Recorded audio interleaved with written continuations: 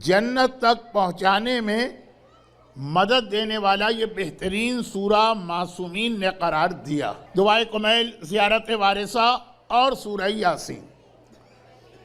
اور اس جملے کے ذریعے ایک بار پھر میں آپ کو یاد دلا رہا ہوں کہ شب جمعہ آ گئی، اور شب جمعہ کے حوالے سے تین چیزیں اکثر یاد دلانا پڑتی ہیں کہ یہ آج کی رات عام رات نہیں۔ آج کی رات یہ وہ رات ہے کہ زمانے کے امام کو خاص طور پہ یاد کرنے کی رات ہے۔ اور یہ جو ابھی آیت کی میں نے تلاوت کی، الم آحد الیکم یا بنی آدم، اے آدم کے بیٹوں، ہم نے تم سے عہد لیا تھا کہ ان لا تعبدوا الشیطان، کبھی شیطان کی عبادت نہ کرنا۔ شیطان کی عبادت دنیا میں کتنے لوگ کرتے ہیں؟ جو عبادت کا ایک کنسپٹ ہمارے ذہن میں آتا ہے، ایک آدھ فرقہ تو ہے جس کا نام ہی فرقہ شیطانی، جو شیطان کو خدا سمجھ کر اس کے آگے پیشانی جھکاتے ہیں۔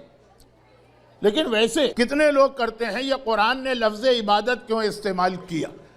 جو 3 دن سے ہمارا ٹاپک چل رہا تھا، اس سے اس کا تعلق ہے، تبھی یہ آیت میں نے آج تلاوت کی، شیطان کی عبادت۔ لیکن ابھی ذرا سی، آج کی رات شب جمعہ ہے، اس لیے ایک تمہید، اس کے بعد میں اس پہ آتا ہوں۔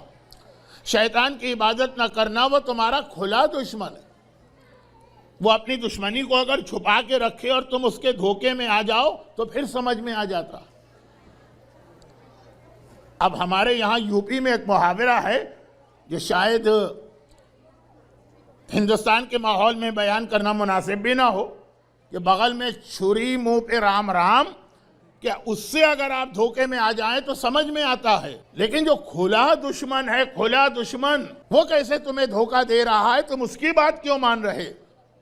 وَأَنِعْبُدُونِ، اور دیکھو میری عبادت کرو۔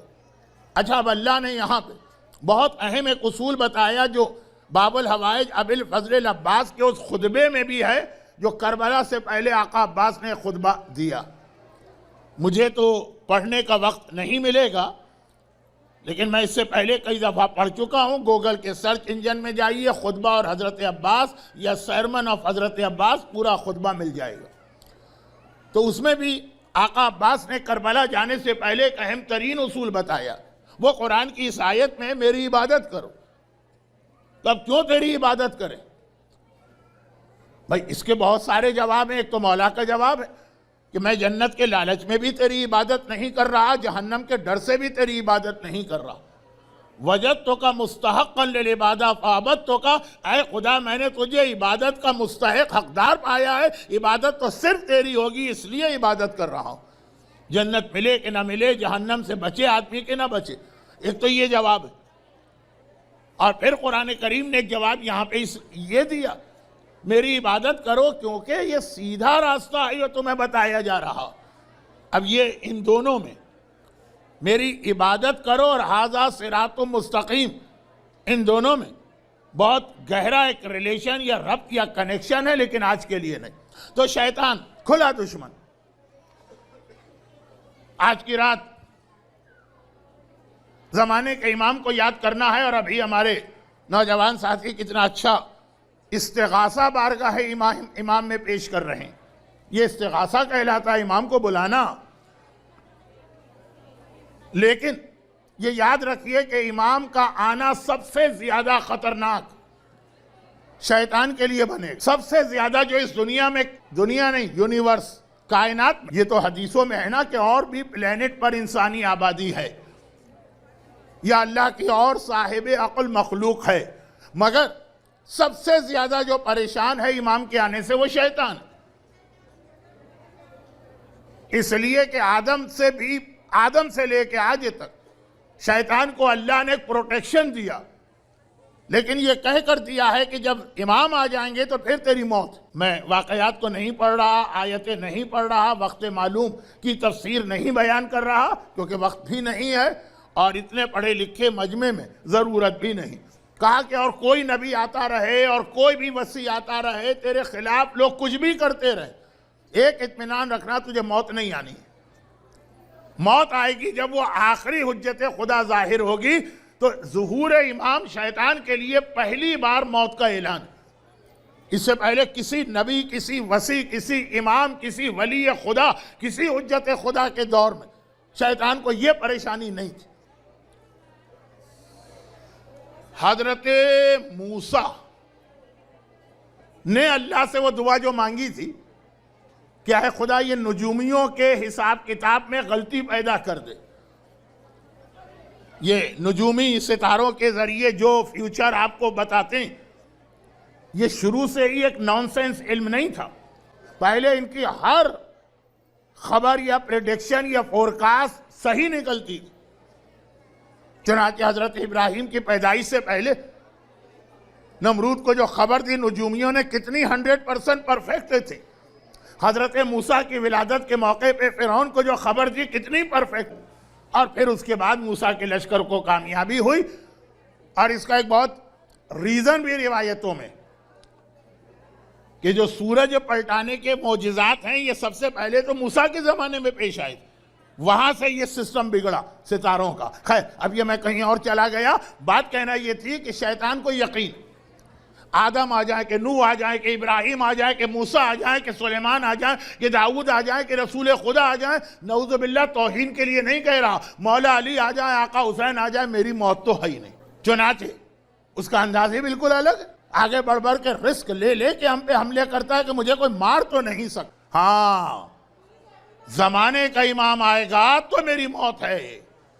اب اسے یہ پتا ہے کہ میری موت امام زمانہ ہے، ان کو نہیں آنے دے گا۔ ہمیں فریاد کرنا پڑ رہی ہے، ابھی ہمارا یہ بچہ استغاثہ کر رہا تھا، مولا آ جائیے، مولا آ جائیے، ہم کو فریاد کرنا پڑ رہا ہے، اور شیطان پورا زور لگا رہا کہ امام نہ آنے پائیں۔ ان کے آنے کا مطلب شیطان کی موت، اپنی موت کو کون قبول کرتا ہے؟ تو اب شیطان ڈیلے کرا رہا۔ اب جہاں تک اس بچے نے پڑھا، میں اس کے بعد کا جملہ کہہ رہا ہوں، فریاد تھی، ہماری بھی فریاد تھی، اللہم انا نشکو الیک فقد نبینا وغیبت ولینا۔ ہم بھی یہ فریاد کرتے ہیں کہ خداوندہ ہمارا ولی، سرپرست، گارجین، پروٹیکٹر غائب کیوں ہے؟ 30 دن رمضان میں یہ دعا پڑھی جاتی، لیکن یہ تو ہم نے کہا، ادھر سے جواب ملے گا اس لیے کہ تم امام کو ظاہر کرنا چاہ رہے اور شیطان امام کو روکنا چاہ رہا، وہ پورا زور لگا رہا ہے کہ امام نہ آنے پائے۔ تو اب یہ شیطان کے کنٹرول میں ہے کہ امام کو روک دے، ڈائریکٹ کنٹرول میں نہیں ہے، انڈائریکٹ ہے۔ وہ امام کے ماننے والوں کو ایسا بنا دیتا ہے کہ ان کو دیکھ کر پھر امام کہتے ہیں کہ ابھی نہیں آؤں گا۔ ہم میں وہ خرابیاں پیدا کر دیتا ہے، امام صرف ہم کو دیکھ کے ظاہر ہوں گے، ہم تیار نہیں ہیں، انٹینشنلی نہیں، انٹینشنلی ہر مومن کہتا ہے امام آ جائے، لیکن لیک آف نالج اور اگنورنس جو 3 دن سے بات ہو رہی تھی، الگ الگ مثالیں دی جا رہی تھی، اس کی وجہ سے کچھ ہمارے ایکشن ایسے ہوتے ہیں کہ امام نہیں آتے ہیں۔ باقی بات تو بہت لمبی ہوگی، آج مجھے امام کا صرف اس لیے ذکر کرنا تھا کہ ایک تو جو مجھ سے پہلے کلام پڑھا گیا وہ امام کے بارے میں، آج کی رات امام کے بارے میں، اور جو اصل میرا موضوع کہ شیطان کیا طریقہ اختیار کرتا، تو آج شب جمعہ بھی ذکر امام ضروری ہے۔ مگر یہی بات کہ یہاں پر یہ سوال کہ شیطان تمہارا کھلا دشمن ہے، جس آیت سے میں نے بات شروع کی، اب مولا کی ایک حدیث اور سن لیجئے کہ جو میرا اصل موضوع ہے یہ اس کا حصہ، اور وہ یہ کہ ایک بار کسی نے، میں بہت شارٹ کر رہا ہوں حدیثوں کو، ٹائم نہیں، مولا سے پوچھا کہ مولا یہ جو آپ بار بار اور بار بار اور بار بار کہتے ہیں کہ ہمارے جتنے دشمن ہیں ان سب سے ریونج اور بدلہ میرا بیٹا لے گا۔ سارے مظالم تو علی کے زمانے میں شروع ہو گئے نا، عاشورہ تو عاشورہ ہے، لیکن سوچیے آپ، کیا عاشورے سے کم ہے پہلوئے زہرا پہ کوڑا پڑنا؟ کیا عاشورے سے کم ہے فاطمہ کی پسلیاں ٹوٹنا؟ کیا عاشورے سے کم ہے ماں کے پیٹ میں محسن کا شہید ہونا؟ تو اب یہ مظالم تو شروع ہو گئے، اور ہمارے اردو میں کہاوت ہے، ایک کہاوت ہے، وہ بھی نہیں ہے کہاوت ہمارے ہاں یہ، مجبوری کا نام صبر۔ بہت سے لوگ صبر کرتے ہیں مجبوری میں، مولا کے ہاں تو یہ مسئلہ بھی نہیں، صاحب ذوالفقار ہے، صاحب لا فتح الا علی، لا سیف الا ذوالفقار، فاتح خیبر ہے، فاتح بدر و احد ہے، ضربت علی افضل من عبادت الثقلین ہے، برز الایمان کلہ الی الکفر کلہ ہی ہے۔ مجبوری نہیں ہے، مولا آپ صبر کر رہے ہیں، اردو میں کہتے ہیں کہ مجبوری کا نام صبر، آپ مجبور ہو گئے تو آپ نے صبر کر لیا. مولا تو مجبور بھی نہیں ہے, اور اتنے بڑے بڑے ظلم جو کربلا کے ظلم سے زیادہ ہی نظر آ رہے ہیں. بعض جملے توہین والے بن جائیں گے اس لیے میں مثال نہیں دے رہا ہوں, لیکن کربلا کے ظلم سے, جیسے مثلا اگر میں کہہ دوں زینب کبریٰ کے پہلو کے کوڑے سے زیادہ ظلم ہوگا زہرا کے پہلو پہ کوڑا, اب ذرا توہین والا جملہ, چاہے بات صحیح بھی ہو تو میں یہ مثالیں نہیں دے رہا ہوں. تو کربلا کے ظلم سے بڑے ظلم, اور آپ طاقت بھی رکھتے ہیں, تو پھر کس بات پہ صبر کر رہے ہیں؟ کہ اس لیے کہ اللہ نے ہمارے تمام دشمنوں سے انتقام ہمارے بیٹے کے ہاتھ میں رکھا, وہ آ کے انتقام لے گا. اور یہ مولا سے بات شروع ہوئی, بعد میں ہر امام نے اسی بات کو اس وقت ریپیٹ کیا جب اس امام کے زمانے میں پوچھا گیا. ذرا سا میں آج فاسٹ پڑھ رہا ہوں کیونکہ وقت بہت کم رہ گیا میرے پاس, باتیں بہت ساری. تو ہر امام سے پوچھا گیا مولا آپ اس ظلم پہ خاموشی ہو رہے کا انتقام وہ لے گا. تو اب لوگوں کے ذہن میں خیال آیا وہ آنے والا کس کس سے انتقام لے گا؟ علی کے اتنے سارے دشمن, معصومین کے دشمن. سوال کیا کسی نے کہ مولا تو آپ کا سب سے بڑا دشمن کون ہے؟ اب ہمارے یہاں بھی اگر کوئی سوال کرے کہ زیارت عاشورہ میں آپ اتنی لعنتیں بھیجیں گے, مگر ان میں سب سے بڑا کون ہے جو لعنت کے سب سے پہلے حقدار ہے؟ تو شاید آپ کہیں کہ جو سیکوینس ہے اس سے ہٹ کے لعنت کی سیکوینس الگ ہوتی ہے, لیکن میں اس طرف جا نہیں رہا ہوں. مولا سب سے بڑا دشمن, مولا نے کہا سب سے بڑا دشمن ہے جہالت. یہ کیا چیز ہے؟ Lack of knowledge, ignorance. یہ بنو امیہ, یہ یزید, یہ شمر, یہ معاویہ حاکم شام, یہ اس سے پہلے والے, یہ اس کے بعد والے, ان سب سے بڑا دشمن ہے مسلمانوں کی جہالت, لیک آف نالج. اہل بیت کی معرفت نہیں, انہیں پتہ نہیں کہ اہل بیت کون. اور ظالم حکمرانوں نے مسلمانوں کو اسی حالت میں رکھنا چاہا. اگر لوگ جاہل نہ ہوتے تو نہ بنو امیہ میں ہمت تھی, نہ بنو عباس میں ہمت تھی, نہ ان سے پہلے والوں میں کہ ہم پہ ظلم کرتے. دیکھیے کربلا کے بعد اویرنس آئی, سلیمان ابن سرد نے جہاد کیا, مختار نے جہاد کیا, زید شہید نے جہاد کیا. کہا کہ یہ جہالت, کربلا کا ایک مقصد ہے اویرنس پیدا کرنا کا جہالت. یہی قرآن کی اس آیت کا میسج جو امام زمانہ کے حوالے سے بھی میں نے پڑھی, اور جو اصل موضوع شیطان تمہیں بہکائے گا. تو جو 3 دن پہلے کی بات آئی تھی, آخری جملہ اس کو ریپیٹ کر کے بات کو آگے بڑھاتا ہوں. کہا کہ شیطان جب کسی مومن کو کسی طرح سے مس گائیڈ نہیں کر پاتا ہے تو پھر وہ اس کی جہالت اور لا علمی سے فائدہ پہنچاتا. بڑے بڑے گناہ ہم سے ہو جاتے ہیں لا علمی کی وجہ سے.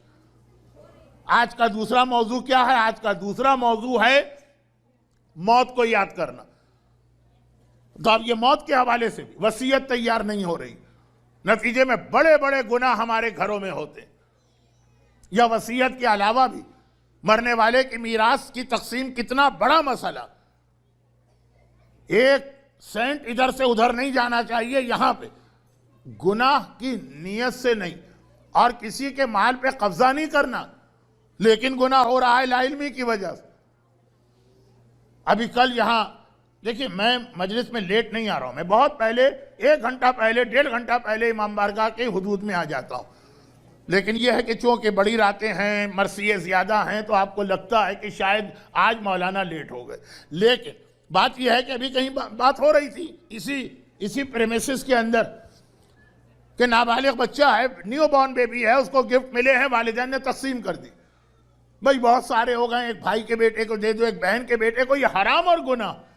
اور یہی اگر مسئلہ پتہ چل جائے تو بالکل جائز ہے. بالکل جیسے کل میں نے مثال دی, ایک جملہ شوہر بیوی سے کہہ دے گناہ کبیرہ, بہت بڑا گناہ, جائز ہو جائے گا, گناہ نہیں رہے گا, جائز عمل ہوگا. یہ شیطان, آحد الیکم یا بنی آدم ان لا تعبدوا الشیطان, شیطان کی عبادت نہ کرنا. تو شیطان جب ہمیں کوئی اور گناہ کے ذریعے سے نہیں بہکا پاتا ہے تو یہاں فائدہ اٹھاتا ہے, جس کے نتیجے میں وہ گناہ ہم سے ہوتا ہے کہ جو لوگوں کو دشمن امام بناتا.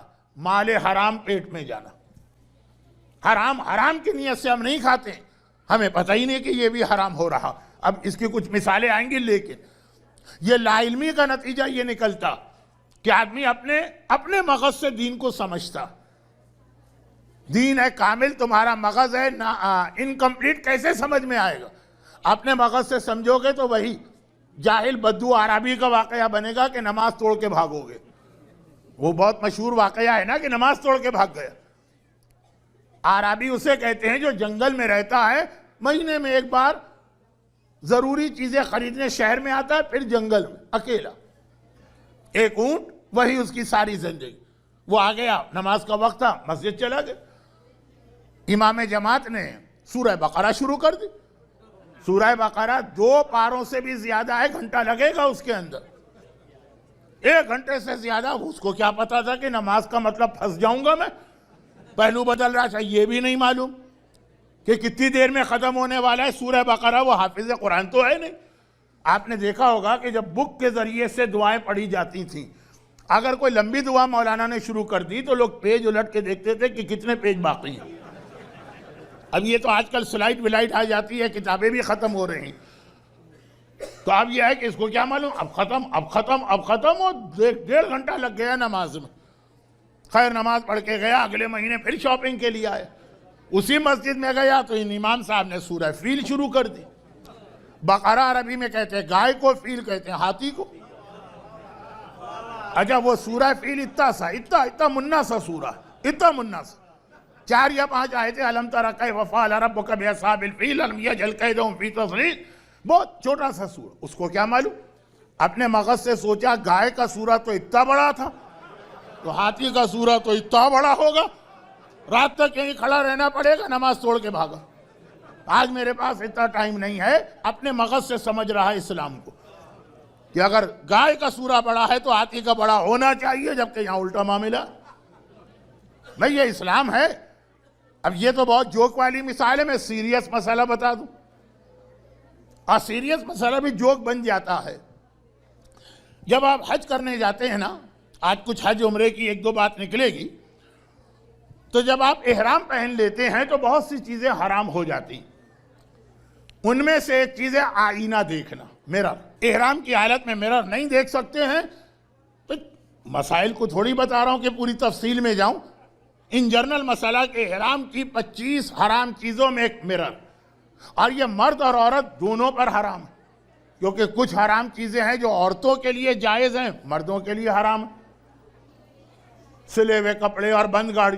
کچھ چیزیں عورتوں پہ حرام ہیں، مردوں کے لیے جائز ہیں، جیسے ہاتھوں میں گلوز پہننا۔ آغا سیستانی تو کہتے ہیں کہ کسی بھی قسم کا گلو ہو وہ حرام ہے، مرد کے لیے جائز ہے، مگر یہ مرر سب کے لیے حرام ہے۔ دل تو بہت چاہتا ہے کہ ذرا دیکھے تو صحیح احرام پہن کے کیسے لگ رہے ہیں، یہ ایک یونیک قسم کا ڈریس ہے نا، آج تک زندگی میں نہیں پہنا، حرام۔ پھر کب مرر کی پرمیشن ملے گی؟ جب مینا کے میدان میں آپ اپنا سر شیو کریں گے اور گنجے ہو جائیں گے، کہا اب دیکھ سکتے ہو۔ اب تو دیکھنے کو دل نہ چاہے، اپنا سر دیکھ کے خود ہنسی آ جائے۔ گنجے ہونے کے بعد کون آدمی اچھا لگتا؟ حج کے قافلے لے کے جاتا ہوں، خواتین کمپلین کرتی ہیں، مولانا دیکھیے وہ فلاں نامحرم، ایک دم اس نے روک کے باتیں شروع کر دی، بھگائیے اسے۔ پتہ چلا وہ انہی کا شوہر تھا، مگر چونکہ وہ گنجا ہو چکا تھا نا تو بیوی نہیں پہچان پا رہی ہے کہ یہ کون ہے۔ تو اب جب اپنے آپ کو دیکھنے کا دل نہ چاہے تو اسلام نے کہا اب اٹھاؤ مرر اور جتنی بار دیکھنا ہے اپنے آپ کو دیکھو، اور جب دل چاہ رہا ہے کہ احرام میں کتنے سوبر لگ رہے ہیں، کہا اب یہ مرر دیکھنا حرام ہو چکا۔ اسی کا نام اسلام ہے، جو خدا کہہ دے جس وقت کہہ دے اسی کو ماننا، برا لگے تو ماننا ہے، اچھا لگے تو ماننا۔ تو اب یہ کہ اپنے مغز سے اسلام نہ سمجھے۔ کسی نے کہا مولانا یہ تو بالکل کامن سینس کے خلاف، اس وقت تو حرام کر دیا جب اجازت دینا چاہیے تھی، اور ابھی اجازت دے دی جب حرام کرنا چاہیے تھا۔ نہیں، اپنے انکمپلیٹ دماغ سے اسلام کو نہ سمجھیں، ورنہ سورہ بقرہ کو آپ چھوٹا سمجھیں گے، سورہ فیل کو بڑا سمجھیں گے، جو اسلام بتایا۔ اور یہ کیسے ہوتا ہے؟ لیک آف نالج کی وجہ سے۔ اور اسی کی ایک مثال کل میں نے اشارہ کیا تھا، عمرہ اور حج۔ اتنی بات، یہ مثال میں نے جان بوجھ کے دی تھی، صرف یہ پوائنٹ سمجھانے کے لیے۔ عمرہ کرنا زیادہ ڈینجرس چیز ہے حج کے مقابلے۔ اچھا بہت بڑی عبادتیں، بہت ثواب ہے، ڈینجرس کا مقصد یہ نہیں ہے کہ میں آپ کو روک رہا ہوں، میں آپ کو کیئرفل کرنے کی تاکید کر رہا ہوں کہ کیئرلیس بن کے نہ جائیے۔ اب کس کانٹیکس میں نے یہ بات کہی؟ عمرہ ہو کہ حج، مرد ہو کہ عورت، احرام پہنے بغیر نہ عمرہ ہوگا نہ حج۔ ٹھیک ہے، عورت کا احرام ڈیفرنٹ ہوتا ہے، مرد کا احرام ڈیفرنٹ، لیکن احرام احرام۔ جیسے ہی آپ وہ احرام پہنتے ہیں آپ پہ اراؤنڈ 25 چیزیں حرام ہو جاتی ہیں۔ اب یہ ایگزیکٹ فیگر تو نہیں ہو بھی نہیں سکتا کیونکہ مراجع کا اختلاف، کچھ چیزیں ہیں ایک مرجع حرام کہتا ہے احرام میں، کچھ دوسرا مرجع کہتا ہے جائز، تو ایک ایسٹیمیٹڈ 25 چیزیں حرام ہو گئی۔ یہ کب حلال ہوں گی؟ جب آپ کا عمرہ مکمل ہوگا، جب آپ کا حج مکمل ہوگا۔ یہ بھی بہت ٹیکنیکل بات، اتنے ٹیکنیکل باتوں میں نہیں جا رہا ہوں۔ ان شارٹ، حج ہو گیا کمپلیٹ، احرام اتر گیا، چیزیں دوبارہ حلال ہو گئی جو احرام کی وجہ سے حرام تھیں۔ کچھ چیزیں تو ویسے ہی حرام ہے جیسے جھوٹ بولنا، جھوٹی قسم کھانا، لیکن جو احرام کی وجہ سے۔ عمرے میں کب حلال ہوں گی؟ جب آپ کا عمرہ کمپلیٹ ہو گیا۔ اب آئیے ایک مسئلہ جو میں نے ایک اور مثال دی تھی کہ نیل پالش پہ اونٹ کیسے واجب ہوتا ہے، تو ایک اور مسئلہ سنی۔ حج کا احرام آپ نے پہن لیا اور شروع کیا حج، غلط کر دیا، اس میں یا طواف میں غلطی ہو گئی، یا طواف کی نماز میں غلطی ہو گئی، یا صفا مروہ کی سعی میں غلطی ہو گئی۔ جو لوگ حج پہ نہیں گئے ہیں، اللہ تو ہر ایک کو لے جائے، ان کے لیے ذرا ڈرائی نہ بنے، میں بہت جلدی بات مکمل کرتا ہوں۔ حج میں آپ نے کوئی غلطی کر دی تو اب آپ کا احرام نہیں اترے گا۔ احرام وہ لباس ہے جو پہنا اپنی مرضی سے جاتا، اتارا اس وقت جاتا جب اللہ کہے گا۔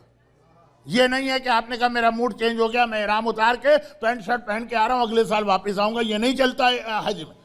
نماز میں ہو جاتا، نماز آپ نے شروع کی چاہے واجب نماز کیوں نہ ہو، آپ نے کہا نہیں دل نہیں چاہ رہا، توڑ کے چلے گئے، گناہگار ہوں گے مگر نماز ٹوٹ جائے گی۔ رمضان کے روزے میں بھی آپ نے کہا نہیں بھائی نہیں رکھا جا رہا روزہ، میں پی لیتا ہوں پانی، گناہ ہوگا لیکن روزہ ٹوٹ جائے گا۔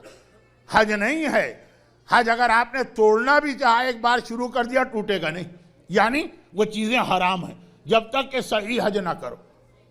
البتہ اگر وہ مہینہ ہی ختم ہو گیا، ذی الحج کا جس میں حج ہوتا ہے، محرم کا مہینہ شروع ہو گیا، تو بہرحال آپ کا پھر وہ احرام ٹوٹ گیا، آپ فارغ ہو گئے، گناہگار ہوئے، حج انکمپلیٹ رہا، وہ سب اپنی جگہ، لیکن احرام ختم ہو گیا، آپ نارمل ہو گئے۔ عمرے میں چونکہ کوئی ٹائم لیمٹ نہیں، عمرے میں اگر آپ نے احرام پہن لیا اور صحیح طریقے سے عمرہ کمپلیٹ نہیں کیا تو وہ احرام آپ پر باقی ہے۔ چاہے آپ یہ سمجھے کہ میں نے بال کاٹ لیے، احرام اتر گیا، آپ کے سمجھنے سے کوئی تھوڑی اترے گا، وہ چل رہا ہے۔ کب تک؟ واپس اٹلانٹا آ گئے، وہ احرام چل رہا، یعنی وہ چیزیں حرام۔ آپ نے اپنے نارمل ڈریس کو پہن لیا، چیزیں حرام، یہاں بھی آئینہ دیکھنا حرام، یہاں بھی خوشبو لگانا حرام، یہاں بھی بند گاڑی میں مرد کے لیے سفر حرام، چل رہا۔ کب تک؟ مرتے دم تک۔ ایک بار عمرے کا احرام پہن لیا، جب تک کہ صحیح عمرہ نہیں کریں گے یہ احرام نہیں ختم ہوگا، نہیں ٹوٹے گا، وہ حرام چیزیں دوبارہ حلال نہیں ہوں گی۔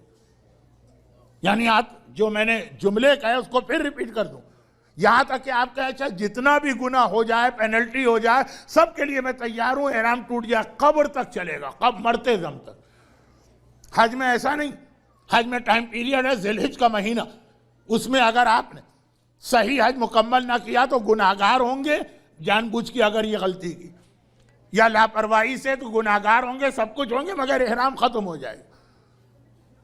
ہاں 20 دن تک کنٹینیو رہے گا، نماز میں تو نہیں، واجب نماز پڑھتے پڑھتے ابھی آپ نے توڑی، اسی سیکنڈ ٹوٹ جائے گی۔ روزے میں ایسا نہیں ہے، واجب روزے میں آپ نے اسی وقت پانی پیا ٹوٹ جائے گا۔ حج میں کم از کم 20 دن احرام چلے گا، لیکن چلے 20 دن کے بعد صحیح، گناہگار ہوئے لیکن اتر گیا، عمرہ نہیں۔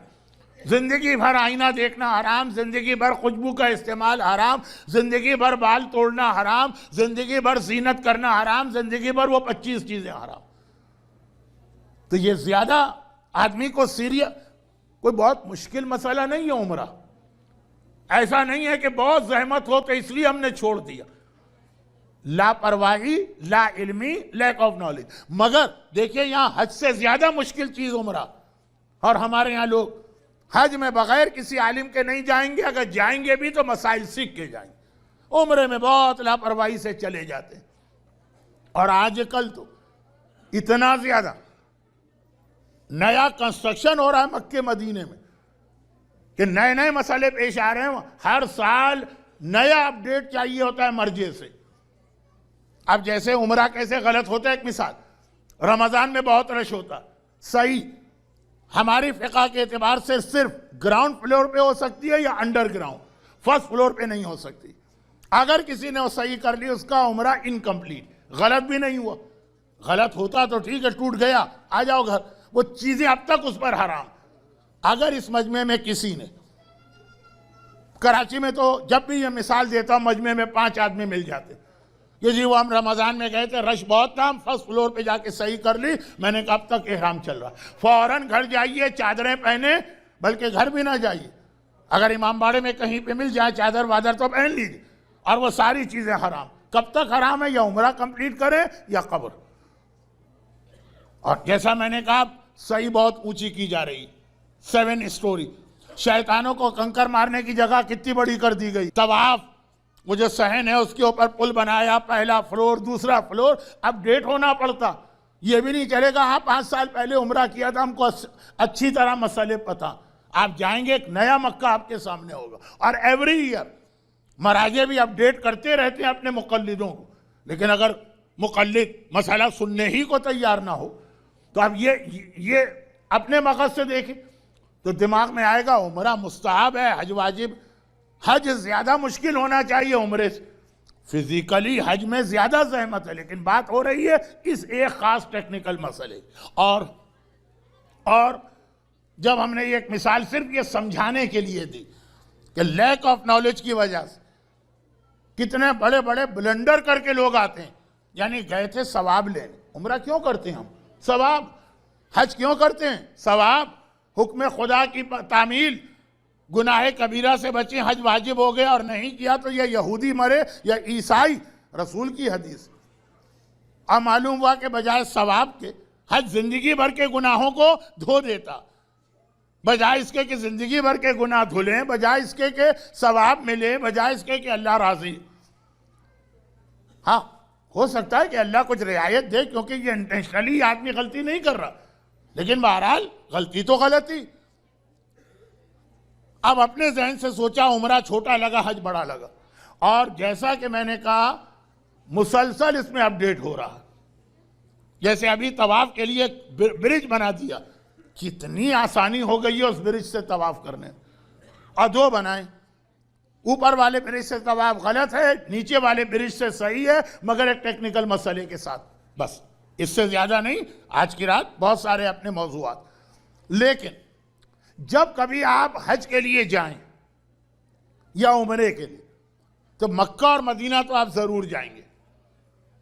اب باقی اور جگہ بھی ہیں، ہو سکتا ہے وہاں پہ آپ جائیں کہ نہ جائیں، جدہ شہر ہے، وادی جن ہے، بہت ساری جگہیں، بدر کا میدان ہے، لیکن مکہ مدینہ تو ہر حاجی ہر عمرہ والا جاتا ہے۔ مکے اور مدینے میں بہت سارے میسیجز ہیں۔ ایک میسیج ایسا جو آج کی مجلس میں اس لیے دینا چاہتا ہوں کہ اس سے وہ جو میرا اپنا موضوع ہے لیک آف نالج، کیا غلطی کرتا ہے، کیا آدمی کو پرابلم میں ڈال دیتا ہے، وہ بھی آگے بڑھے گا، اور ساتھ میں آج جناب عباس کی حاضری کے حوالے سے بھی ایک بہت اہم میسیج مل جائے گا۔ مکہ آپ جائیں گے، مکہ، وہاں پہ آپ میں سے جو نہیں بھی گئے ہیں تو تصویر دیکھ لیجئے گا، لائیو ٹیلی ویژن اور کمپیوٹر کے اوپر بھی طواف آتا۔ خانہ کعبہ میں کعبے کے بالکل برابر ایک سیمی سرکولر یو شیپ کی دیوار بنی، اور اس کے بالکل اوپر وہ گولڈن ڈرینیج پائپ ہے جس سے بارش کا پانی کعبے کی چھت سے زمین پہ آتا، وہ you shape golden drainage pipe کے بالکل سامنے، اور اس کی ہائٹ انسان کی ہائٹ سے تھوڑا زیادہ یا اس کے برابر۔ وہ جو ایک سیمی سرکولر وال ہے جو حجر اسماعیل کہلاتی ہے، اور یہ بات بہت مشہور ہو گئی ہے اور صحیح بھی ہے کہ اولاد کے لیے وہاں پہ جا کے دعا مانگو، اس کے اندر جناب حاجرہ کی قبر ہے اور جناب اسماعیل کی قبر ہے. دو قبریں.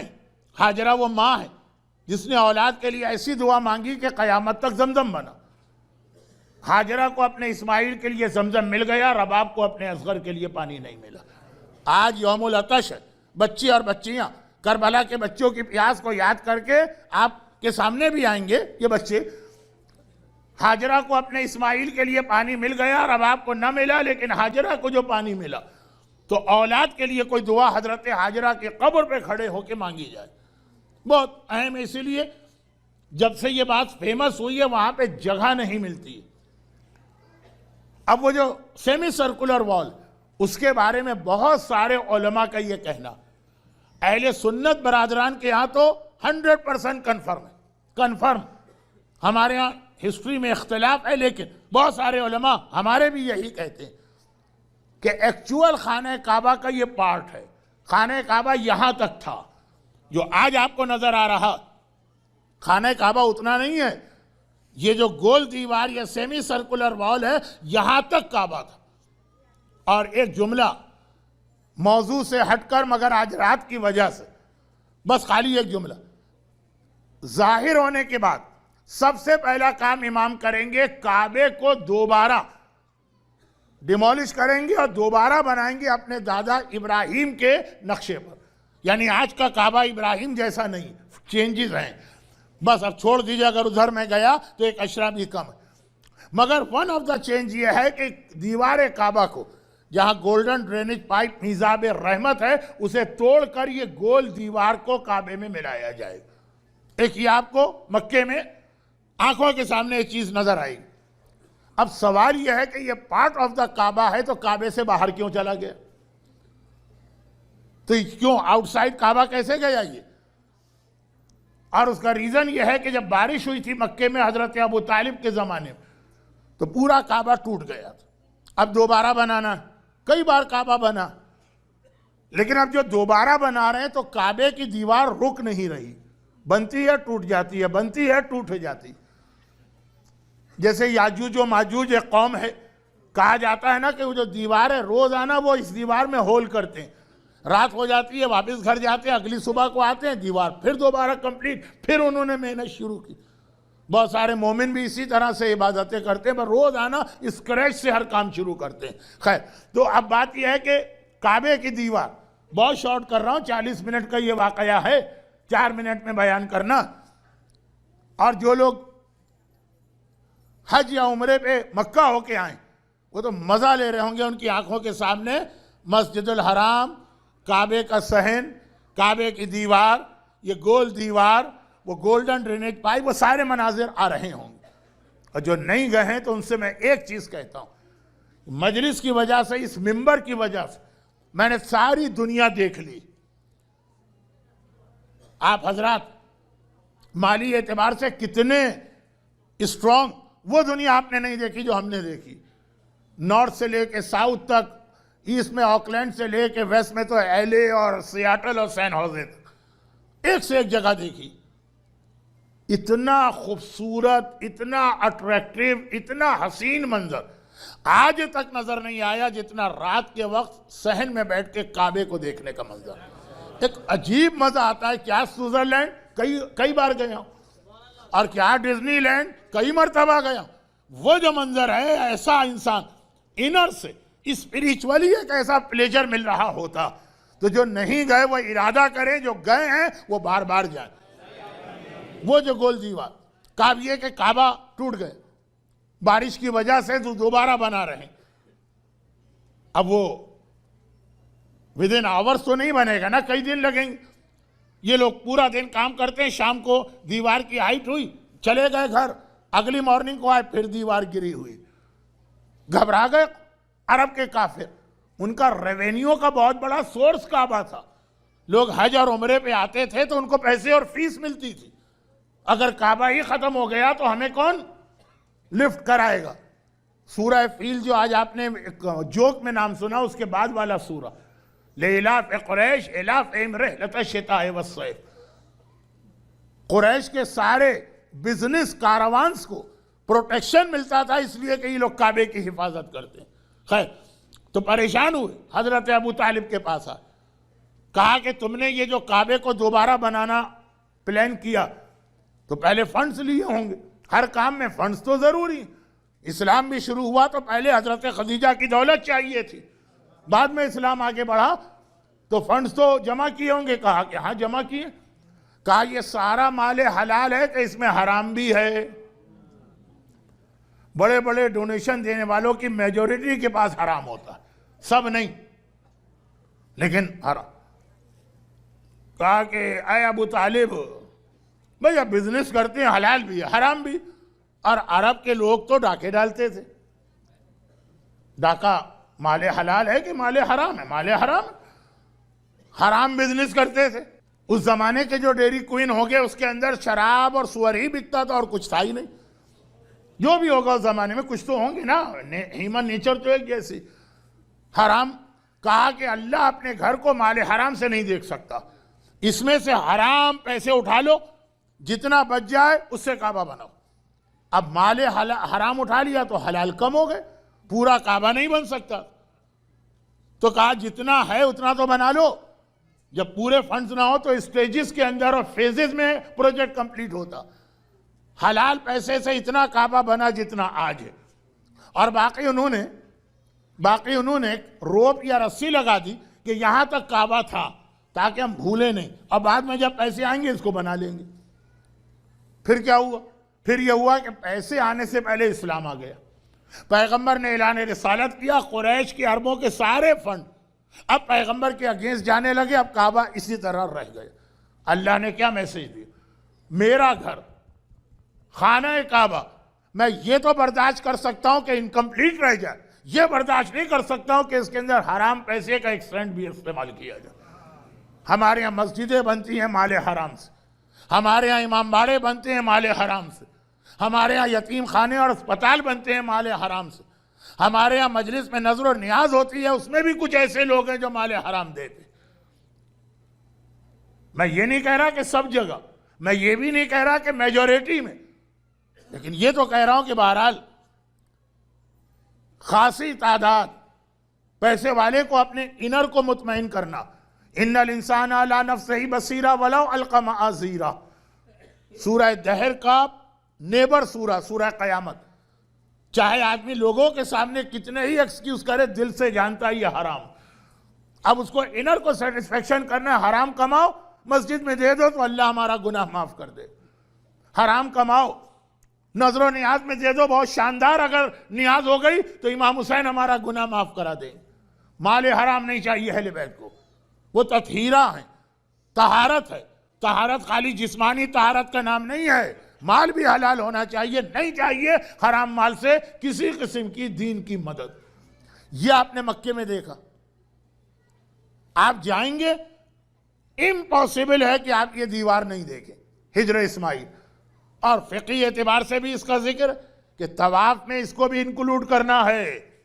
مدینے گئے، ہاں مدینے میں ہو سکتا ہے کہ سب آدمی آپ کو ہسٹری نہ بتائیں، لیکن ایک ہسٹری ہر ایک کو معلوم ہے کہ جب رسول اللہ نے مسجد النبوی بنائی اور ڈے بائی ڈے کراؤڈ بڑھتا گیا، تو اب اس موقع پہ شیطان، اصل آیت شیطان والی، الم اعہد الیکم یا بنی آدم ان لا تعبدوا الشیطان، یہ شیطان کے مختلف ٹرکس ہیں۔ تو اب شیطان ایسے موقع پہ کیا کرتا ہے جب کوئی کمیونٹی بہت اسٹرانگ ہو جائے؟ اسپلٹ، ڈیوائیڈ اینڈ رول، قوم کو دو حصوں میں کرنا۔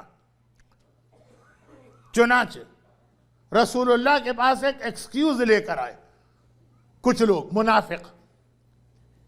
پرسوں عاشورے کی نماز میں آپ سورہ منافقون ایک بار پھر پڑھیں گے، اور کل جمعے کی نماز میں بھی شاید سورہ منافقون کی تلاوت ہو جائے۔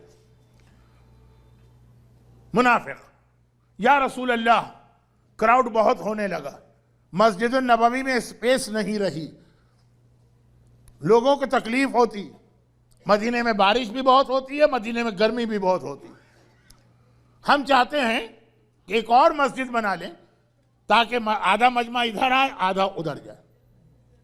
مسجد زرار بنائی، جو شو تو یہ کیا کہ جیسے مسلمانوں کی ہیلپ کرنا چاہ رہے ہیں، شو یہ کیا کہ جیسے ان کو نمازیوں پہ بہت رحم آ رہا. ارے اتنی بارش میں اگر یہ باہر کھڑے ہیں اور پیغمبر نماز پڑھا رہے تو یہ تکلیف ہو جائے گی. اتنی گرمی میں یہ باہر دھوپ میں کھڑے ہیں. یا رسول اللہ تاکہ مجمع آ جائے ایک اور مسجد بناتے ہیں. مسلمان بہت بڑے ہو گئے ہیں, سٹی میں 2 مسجدیں ہونا چاہیے. ایک مسجد بنائی. اللہ کا رسول وہ ہے جو دنیا میں مسجدیں بنانے کے لیے آیا. من بنا مسجداً بنا اللہ بیتاً فی الجنہ 70 بیت. جو دنیا میں ایک مسجد بناتا ہے اللہ جنت میں فوراً 70 محل اس کو بنا کے دے دیتا. پیغمبر جگہ جگہ مسجد بنا رہے ہیں. یہ اونلی مسجد تھی, پیغمبر نے آرڈر دیا کہ جا کر ڈیمولش کرو. اور خالی اس مسجد کو توڑا نہیں, کہا مدینے کا جتنا گاربیج اور ٹریش اور کوڑا کرکٹ ہے وہ سب یہاں پھینکو. آج بھی وہاں پہ واش روم یا ٹوائلٹ بنے ہوئے ہیں اس جگہ کے اوپر. پیغمبر مسجدیں بنانے والا ایک مسجد توڑ رہا. بہترین عبادت ہے مسجد کی کنسٹرکشن میں حصہ لینا. مگر کہا کہ اگر انٹینشن اور نیت ٹھیک نہیں ہے تو نہیں چاہیے اللہ کو وہ عمل. اچھے سے اچھا عمل اللہ کے ہاں بیکار ہے اگر تمہاری انٹینشن پیور اللہ کے لیے نہیں. پاپولر بننا, شہرت چاہیے, ایڈورٹائز چاہیے, لوگ آ کے تمہاری تعریف کریں. دیکھیں یہ ساری چیزیں اللہ آپ کو دے گا نیکی کے بدلے میں. انٹینشن آپ کا یہ نہیں ہو.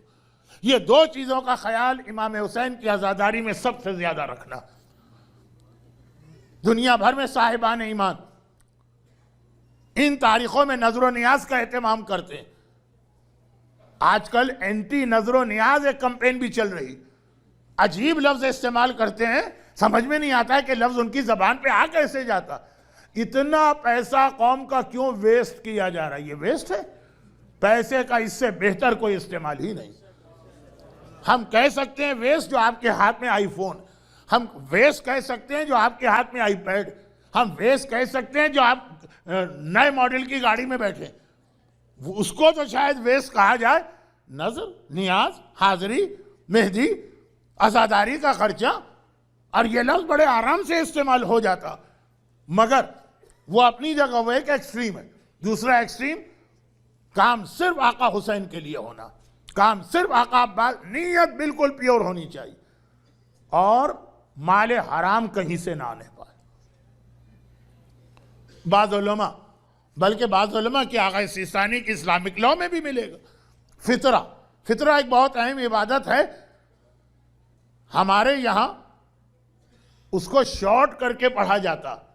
رزلٹ یہ نکلتا ہے کہ ایک آبجیکشن دماغ میں آتا ہے. فطرہ نہیں ہے جو رمضان کے بعد آپ دیتے, اس کا نام ہے زکوٰۃ الفطر. آج کتنے ہی لوگ, اپنے لوگ کہتے ہیں یوتھ, مولانا ہم شیعوں کے یہاں زکوٰۃ ہی نہیں.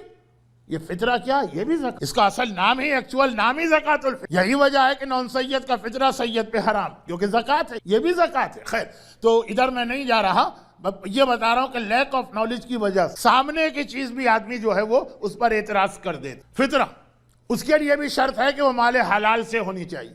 جو بھی اس کا اماؤنٹ ہے, $5, $10, $3, $2.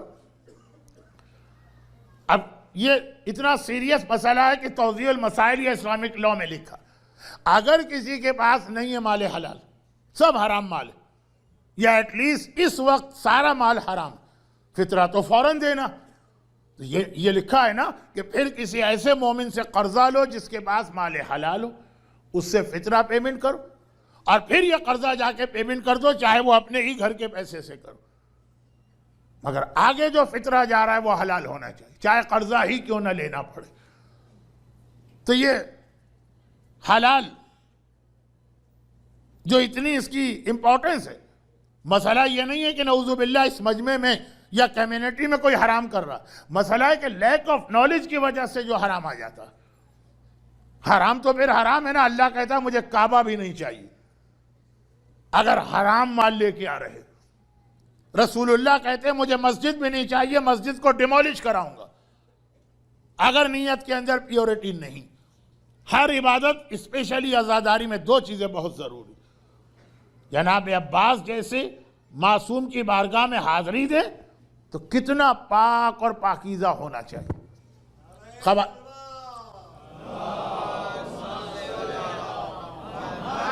خواتین بعض اوقات اپنی ایک شریعت بناتی ہیں، فلاں چیز پہ نامحرم کی نگاہ پڑے، فلاں پہ نہ پڑے، وہ بات کی چیز. پہلے یہ دیکھنا ہے کہ اس کے اندر کہیں سے کوئی حرام نہ آئے. لیکن میراث حرام، وصیت کی پابندی نہ کرنا، مال حرام انٹر ہو رہا. نابالغ کے پیسے کا خیال نہ کرنا، مال حرام انٹر ہو رہا. گھروں میں مال حرام کہاں سے آ رہا؟ اور شیطان تمہارا کھلا دشمن، وہ پوری کوشش یہ کرے گا. یہ جملے سے آپ ہٹ نہ ہوئیے، یہ صرف خطابت کا جملہ. وہ پوری کوشش کرے گا کہ حسینیوں کو یزیدی بنائے تاکہ امام زمانہ کی فوج تیار نہ ہو.